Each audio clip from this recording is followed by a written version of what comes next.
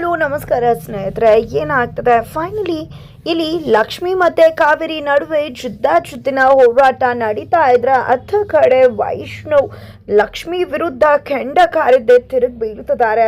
ಈ ಕಡೆ ಕಾವೇರಿ ಅವರ ಆಡಿದ ಆಟಕ್ಕೆ ಇಲ್ಲಿ ವೈಷ್ಣವ್ ಲಕ್ಷ್ಮಿ ಪ್ರೀತಿ ಬಲಿಪಶುವಾಗ್ಬಿಡತ್ತ. ಇತ್ತ ಕಡೆ ಚಿಂಗಾರಿಯ ಸತ್ಯ ಅನಾವರಣಗೊಳ್ತದೆ. ಏನಾಗ್ತದೆ ಏನ್ ಕತೆ ಇದೆಲ್ಲವನ್ನ ಕೂಡ ತಿಳ್ಕೊಬೇಕು ಅಂದರೆ ಈಗಲೇ ನಮ್ಮ ಈ ಚಾನಲ್ನ ಸಬ್ಸ್ಕ್ರೈಬ್ ಮಾಡಿ, ಹಾಗೆ ಈ ಒಂದು ವಿಡಿಯೋವನ್ನು ಪೂರ್ತಿಯಾಗಿ ನೋಡಿ. ಇಲ್ಲಿ ಲಕ್ಷ್ಮಿ ದೇವಸ್ಥಾನಕ್ಕೆ ಬಂದದಾಳ. ದೇವಸ್ಥಾನಕ್ಕೆ ಬಂದದ್ದೇ ದೇವ್ರೆ ನಿಜವಾಗ್ಲೂ ಕೂಡ ನಾನು ಏನು ಮಾಡಿದ್ದೀನಿ ಅಂತ ನನಗೆ ಇಷ್ಟೊಂದೆಲ್ಲ ಕಷ್ಟ ಕೊಡ್ತದೆ. ಸರಿ ಆಯಿತು, ನನ್ನ ದಾರಿಯೆಲ್ಲ ಕಲ್ಲು ಮುಳ್ಳುಗಳ, ಪರವಾಗಿಲ್ಲ, ಅದೇ ಕಲ್ಲು ಮುಳ್ಳುಗಳ ದಾರಿಲೇ ನಡೀತೀನಿ.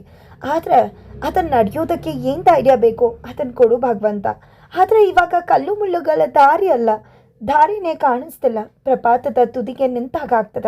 ದಯವಿಟ್ಟು ಏನಾದರೂ ಒಂದು ದಾರಿ ತೋರಿಸೋದವ್ರ ಅಂತ ಲಕ್ಷ್ಮಿ ದೇವ್ರ ಹತ್ರ ಕೇಳ್ಕೊತಿದ್ರೆ ಅಲ್ಕಿ ಕೇಳ್ಕೊಂಡ್ರೆ ಪ್ರಯೋಜನ ಲಕ್ಷ್ಮಿ, ಇಲ್ಲಿ ನನ್ನ ಹತ್ರ ಕೇಳ್ಕೊ ಅಂತ ಹೇಳ್ತಾರೆ. ತಿರುಗಿ ನೋಡಿದ್ರೆ ಲಕ್ಷ್ಮಿಗೆ ಶಾಕ್ ಆಗ್ತದೆ. ಬಿಕಾಸ್ ಅಲ್ಲಿರೋದು ಬೇರೆ ಯಾರೂ ಅಲ್ಲ, ಅವಳ ಪ್ರೀತಿಯ ಅತ್ತೆ ಅಂತ ಹೇಳ್ಬೋದು ಕಾವೇರಿಯವರು ದೇವರ ರೀತಿ ಸ್ವರೂಪವನ್ನು ತಾಳಿ ಆಶೀರ್ವಾದ ರೀತಿಯಲ್ಲಿ ಪೋಸ್ ಕೊಡ್ತಿದ್ದಾರೆ. ನಿಜಕ್ಕೂ ಅದನ್ನು ನೋಡಿದ್ರೆ ನಗುವಂತೂ ಬರುತ್ತೆ.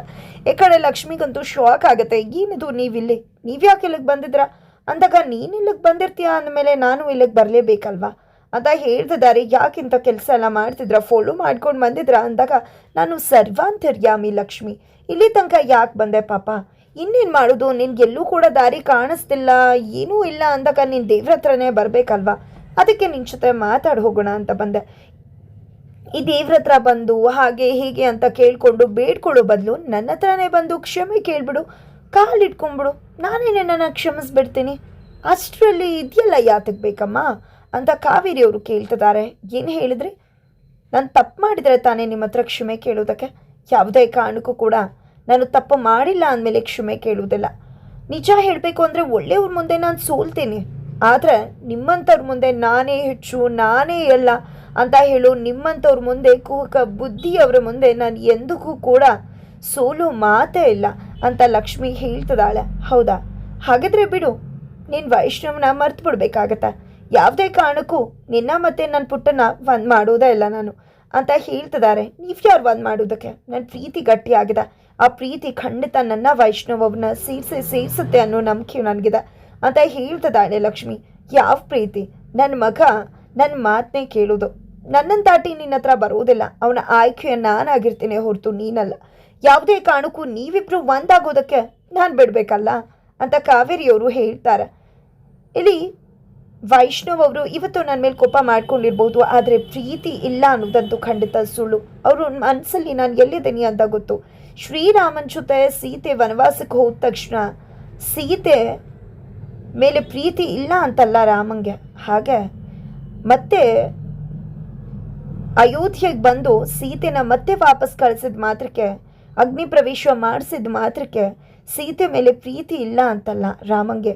ಹಾಗೆ ವೈಷ್ಣವ್ ಅವ್ರಿಗೂ ಕೂಡ ಈಗ ಕೋಪ ಇದೆ, ಆ ಕಾರಣಕ್ಕೋಸ್ಕರ ಕೋಪ ಮಾಡ್ಕೊಂಡಿದ್ದಾರೆ. ಆದರೆ ಅವ್ರು ನನ್ನನ್ನು ಎಷ್ಟು ಪ್ರೀತಿ ಮಾಡ್ತಿದ್ದಾರೆ ಅನ್ನೋದು ನನಗೆ ತುಂಬ ಚೆನ್ನಾಗಿ ಗೊತ್ತಿದೆ. ನೀವು ಏನೇ ಮಾಡಿದ್ರೂ ಕೂಡ ನಮ್ಮ ಪ್ರೀತಿನ ನೀವು ಏನೂ ಕೂಡ ಮಾಡ್ಕೊಳ್ಳೋಕ್ಕಾಗೋದೇ ಇಲ್ಲ ಅಂತಿದ್ರೆ ನನ್ನಿಂದ ಗೆಲ್ಲುವು ಸಾಧ್ಯ. ನಾನು ಏನು ಅನ್ಕೋತೀನೋ ಅದೇ ಆಗೋದು, ಇಲ್ಲಿ ತನಕ ಆಗಿದ್ದು ಅದೇನೇ ಅಂತ ಕಾವೇರಿ ಹೇಳ್ತಿದ್ದಾರೆ. ಅದೇ ಟೈಮ್ಗೆ ಸರಿಯಾಗಿ ಇಲ್ಲಿ ಯಾರೋ ತೆಂಗಿನಕಾಯಿ ಹೊಡಿತಾರೆ, ತೆಂಗಿನಕಾಯಿ ಚಿಪ್ ಬಂದು ಕಾವೇರಿಯವ್ರ ತಲೆಗೆ ಹೊಡೆಯುತ್ತೆ. ನೆಟ್ಟಿಗೆ ಹೊಡೆಯೋಕ್ಕಾಗಲ್ವಾ ಅಂತ ಫುಲ್ ಸೆಟ್ ಮಾಡ್ಕೋತಿದ್ದಾರೆ, ರಕ್ತ ಬರ್ತದೆ. ಈ ಕಡೆ ಲಕ್ಷ್ಮಿ ನೋಡಿದೆ ಶಾಕ್ ಆಗ್ತಾಳೆ, ದೇವರನ್ನ ನೋಡ್ತಾಳೆ, ದೇವರೇ ಕೊಟ್ಟ ಶಿಕ್ಷೆ ಅಂತ ಅನ್ಕೋತಾಳೆ. ಜೊತೆಗೆ ನೀವು ಏನೇ ನನಗೆ ಮಾಡಿದ್ರು ನಾನು ನಿಮ್ಮ ಸೊಸೆ, ನೀವು ನನ್ನ ಅತ್ತೆನೆ, ಬನ್ನಿ ನಾನು ನಿಮಗೆ ಆಯಿಂಟ್ಮೆಂಟ್ ಹಚ್ತೀನಿ, ನಿಮಗೆ ಹುಷಾರು ಮಾಡ್ತೀನಿ, ನಿಮ್ಗೆ ಒಂದಷ್ಟು ಟ್ರೀಟ್ಮೆಂಟ್ ಮೆಡಿಸಿನ್ ಮಾಡ್ತೀನಿ ಅಂತ ಹೇಳಿದಾಗ ಇನ್ನೂ ಬೇಕಾಗಿಲ್ಲ ಅಂತಾರೆ. ಪರವಾಗಿಲ್ಲ ಬನ್ನಿ, ದೇವಸ್ಥಾನದಲ್ಲಿ ಅರ್ಶನ ಇದೆ ಅದನ್ನೇ ಹಚ್ತೀನಿ ಅಂದಾಗಲೂ ಕೂಡ ಇಲ್ಲಿ ಕಾವೇರಿಯವರು ಸಿಟ್ಟು ಮಾಡಿಕೊಂಡು ಕೋಪ ಮಾಡ್ಕೋತಿದ್ದಾರೆ. ಇತ್ತ ಕಡೆ ಲಕ್ಷ್ಮಿ ಅಂತೂ ನೀವು ಏನೂ ಕೂಡ ಮಾಡೋಕ್ಕಾಗೋದಿಲ್ಲ, ಯಾರು ನಾನು ಅಂತಾರೋ ಅವ್ರು ಎಂದೂ ಕೂಡ ಉಳಿಯೋದಿಲ್ಲ.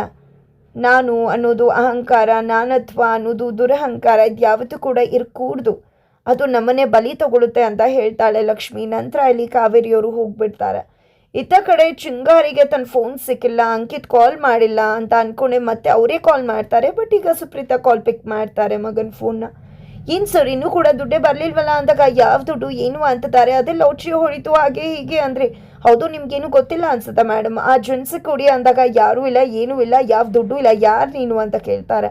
ನನ್ನ ಹತ್ರನೇ ಎಲ್ಲ ಆಟ ಇಟ್ಕೋತಿದ್ರ, ನಾನು ಚಿಂಗಾರಿ, ನನ್ನ ಹತ್ರ ಯಾವುದೇ ಆಟ ಕೂಡ ನಡೆಯೋದಿಲ್ಲ.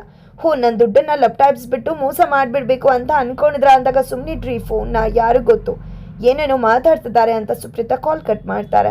ಈ ಕಡೆ ಚಿಂಗಾರಿಗೆ ಅನುಮಾನ ಬರ್ತದೆ, ಏನಪ್ಪ ಇದು ಏನಾಗ್ತದೆ ಇಲ್ಲಿ, ಅವರೇ ಫೋನ್ ಮಾಡಿ ಎಲ್ಲ ಅಂದರು, ಇವಾಗ ಅವರೇ ರೀತಿ ಮಾತಾಡ್ತಿದ್ದಾರಲ್ಲ ಅಂತ ಚಿಂಗಾರಿ ಅನ್ಕೋತಿದ್ದಾರೆ. ಅಷ್ಟರಲ್ಲಿ ಅಂಕಿತ್ ಬಂದು ಅಮ್ಮ ಫೋನ್ ಕೊಡಮ್ಮ ಅಂದಾಗ, ಯಾರಿದು ಚಿಂಗಾರಿ ಅಂತ ಕೇಳ್ತಿದ್ದಾರೆ. ಈ ಕಡೆ ಅಂಕಿತ್ಗೆ ಯಾರು ಏನು ಅಂತ ಗೊತ್ತಾಗ್ತಿಲ್ಲ, ವಿಷಯ ಹೇಳಿದ್ರೆ ಅಮ್ಮ ಬೈಬೋದು ಅಂತ ಅನಿಸ್ತಿರತ್ತೆ. ಅಷ್ಟರಲ್ಲಿ ಈ ಕಡೆ ಗಂಗಕ್ಕ ಬರ್ತಾರೆ. ಚಿಂಗಾರಿ ಯಾರು ಅಂತ ನಾನು ಹೇಳ್ತೀನಿ, ಆ ಸುಬ್ಬಿ ಗುಬ್ಬಿನೇ ಚಿಂಗಾರಿ ಅಂತಾರೆ. ಶಾಕ್ ಆಗುತ್ತೆ, ಆ ರೀತಿ ಅವಳು ಸುಬ್ಬಿ ಗುಬ್ಬಿ ಚಿಂಗಾರಿ ಯಾಕೆ ಬರೋಕ್ಕೆ ಸಾಧ್ಯ ಅಂದಾಗ, ಇಂಥ ತುಂಬ ಮನೆಗಳಲ್ಲಿ ಇಂಥವ್ರು ಬಂದು ಕಳ್ತನ ಮಾಡಿದಾರಂತೆ, ಇವಳು ಕೂಡ ಅದೇ ಒಂದು ಟೀಮ್ ಅವಳು ಇರಬೇಕು ಅಂದಾಗ, ಇಲ್ಲ ಆ ರೀತಿ ಕಳ್ತನ ಮಾಡಬೇಕು ಅಂದಿದ್ರೆ ಅವಳಿಗೆ ಇಷ್ಟು ದಿನ ಬೇಕಾಗಿರಲಿಲ್ಲ. ಖಂಡಿತವಾಗ್ಲೂ ಅವಳು ಬೇರೆದೇ ಹುಡ್ಕೊಂಡು ಈ ಮನೆಗೆ ಎಂಟ್ರಿ ಕೊಟ್ಟಿದ್ದಾಳೆ ಅನಿಸ್ತದೆ. ನಿಜವಾಗ್ಲೂ ಅವಳೇ ಚಿಂಗಾರಿ ಆಗಿದ್ರೆ ಖಂಡಿತವಾಗ್ಲೂ ಅವಳು ಪ್ಲ್ಯಾನ್ ಬೇರೆ ಏನೂ ಇದೆ ಅಂತ ಹೇಳ್ತಾರೆ. ಏನು ಮಾಡೋದು, ಇದನ್ನು ಬಿಟ್ಬಿಡೋಣವಾ ಅಂದಾಗ, ಇಲ್ಲ ಮನೆ ಒಳ್ಳೇದಕ್ಕೋಸ್ಕರ ಅಂತ ಇಷ್ಟೆಲ್ಲ ಮಾಡ್ತಿದ್ರ, ಖಂಡಿತ ಒಳ್ಳೇದೇ ಆಗತ್ತೆ, ಬಟ್ ಹುಷಾರಾಗಿ ಮಾಡಿ ಅಂತ ಹೇಳ್ತಾರೆ. ಸರಿ ಆಯಿತು ಅಂತ ಹೇಳಿ ಇತ್ತ ಕಡೆ ಲಕ್ಷ್ಮಿ ಕೂಡ ಹೊರಟು ಬರ್ತಿದ್ರೆ, ಗೊಂಬೆ ಆಡಿಸೋರು ಬರ್ತಾರೆ. ಗೊಂಬೆ ಆಡಿಸೋರು ಬರ್ತಿದ್ದಾಗೆ ಎದುರಾಗಿದ್ದೆ, ಈ ಕಡೆ ನೀನು ನಿನ್ನ ಗುರಿ ಕಡೆ ನೋಡ್ತಾ ಇದೆಯಾ, ತುಂಬಾ ಗೊಂದಲದಲ್ಲಿದೆಯಾ, ಏನು ಮಾಡಬೇಕು ಏನು ಅಂತ ಗೊತ್ತಾಗ್ತಿಲ್ಲ, ನಿಜವಾಗ್ಲೂ ಕಗ್ಗತ್ತಲಲ್ಲಿದೆ ನಿನ್ನ ಒಂದು ಮಹಾ ಸಂಕಲ್ಪದ ಗುರಿ, ನೀನು ಅದನ್ನು ತಲುಪಬೇಕು ಅಂದರೆ ಮರ್ತಿರೋ ನೆನಪುಗಳನ್ನ ನೆನಪು ಮಾಡ್ಕೋಬೇಕಾಗತ್ತೆ ಅಂತ ಹೇಳ್ತಾರೆ ಗೊಂಬೆ ಆಡಿಸೋರು. ಏನು ಎಂತೋ ಅಂತ ಗೊತ್ತಾಗೋದೇ ಇಲ್ಲ. ಇಲ್ಲಿ ಲಕ್ಷ್ಮಿಗೆ ಏನು ಹೇಳ್ತಿದ್ರ ಅಂದಾಗ, ನನಗೇನೂ ಹೇಳ್ತಿಲ್ಲ, ಎಲ್ಲ ದೇವರು ಹೇಳೋದನ್ನು ನಾನು ಹೇಳ್ತಿದ್ದೀನಿ ಅಷ್ಟೇ, ಸುಳಿವು ಕೊಡ್ತಿದ್ದೀನಿ ಅಷ್ಟೇ, ನಾನು ಅನ್ನೋದು ಅಹಂಕಾರ, ನಾನೇ ದೇವರು ಅನ್ನೋದು ದುರಹಂಕಾರ, ಅದರಲ್ಲಿ ಮೆರೆದವರು ಮಣ್ಣಲ್ಲಿ ಮಣ್ಣಾಗೆ ಹೋಗ್ತಾರೆ ಅಂತ ಹೇಳ್ತಿದ್ದಾರೆ ಇಲ್ಲಿ ಗೊಂಬೆ ಆಡಿಸೋರು. ನೀನು ಮರ್ತಿರೋ ವಿಶ್ವವನ್ನು ನೆನಪು ಮಾಡ್ಕೋತೀಯೋ ಅಂದೇ ನಿನ್ನ ಕೆಲಸ ಸಾಧನೆ ಆಗತ್ತೆ, ಅಂದೇ ನಿನಗೆ ಗೆಲುವು ಸಿಗೋದು ಅಂತ ಹೇಳ್ತಾರೆ. ಈ ಕಡೆ ಏನಿರ್ಬೋದು ಅಂತ ಲಕ್ಷ್ಮಿ ಕನ್ಫ್ಯೂಷನ್ ಆಗ್ತದಾಳೆ. ಹೇಳಿದ್ದು ಕೀರ್ತಿ ವಿಷಯ ಇರ್ಬೋದಾ, ಆಕೆ ಮರ್ತಿರೋ ನೆನಪುಗಳನ್ನ ನೆನಪು ಮಾಡ್ಕೋಬೇಕಾಗಿರ್ಬೋದು, ಆ ಬಗ್ಗೆ ಹೇಳ್ತಿದ್ದಾರೆ ಅಂತ ಅನಿಸುತ್ತೆ.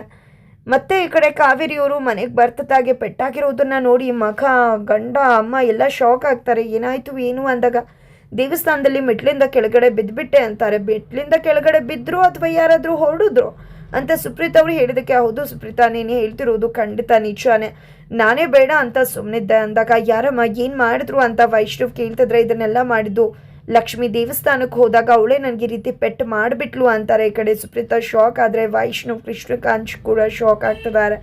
ಈ ಕಡೆ ಏನೂ ಮಾಡದ ಲಕ್ಷ್ಮಿ ತನ್ನ ಅತ್ತೆಗೆ ಅಷ್ಟೆಲ್ಲ ಜಿದ್ದಿದ್ರೂ ಕೂಡ ಸೇವೆ ಮಾಡ್ತೀನಿ ಅಂತ ಹೇಳಿದ ಲಕ್ಷ್ಮಿ ಮೇಲೇ ಕಾವೇರಿಯವರು ನಿಜವಾಗ್ಲೂ ಬ್ರಹ್ಮಾಸ್ತ್ರವನ್ನು ಪ್ರಯೋಗಿಸ್ಬಿಟ್ರು. ಇದರಿಂದಾಗಿ ವೈಷ್ಣವ್ ಲಕ್ಷ್ಮಿ ಮಗದಷ್ಟು ದೂರ ಆಗ್ತಿದ್ದಾರೆ.